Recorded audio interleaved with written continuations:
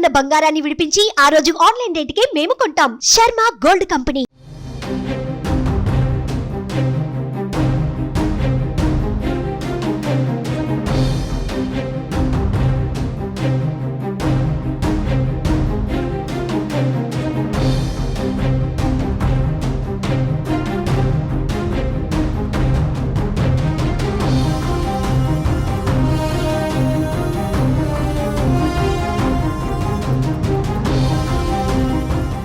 దూరం నుంచి మృతదేహం చూస్తేనే భయం పడుతోంది. అది మన ఇంటికి డెడ్ బాడీ పార్సల్ వస్తే ఇంకేమైనా ఉందా?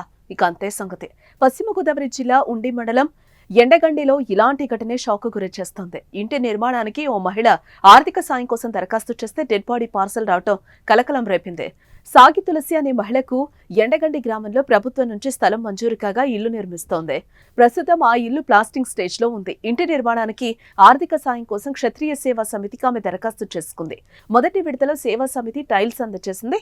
మరోసారి ఆర్థిక సాయం కోసం మహిళ దరఖాస్తు చేసుకోగా పార్సిల్లో విద్యుత్ సామగ్రికి బదులు మృతదేహం వచ్చింది. మృతదేహంతో పాటు ఓ లెటర్ కూడా ఉంది.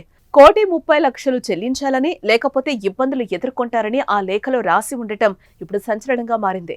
ఊహించని పరిణామంతో ఆ మహిళతో పాటు స్థానికులు బెంబేలెత్తిపోయారు. వెంటనే పోలీసులకు ఫిర్యాదు చేయగా స్వయంగా ఎస్పీ నయీం అస్మీ రంగంలోకి దిగారు.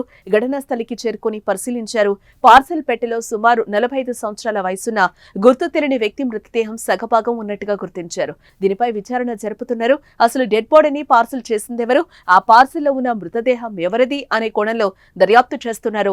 ఈ కేసు రాష్ట్ర వ్యాప్తంగా దుమారం రేపుతోంది. డెడ్ బాడీ డెలివరీ వెనుక ఏం జరిగిందన్నది మాత్రం ఇప్పుడు ఆసక్తి రేపుతోంది.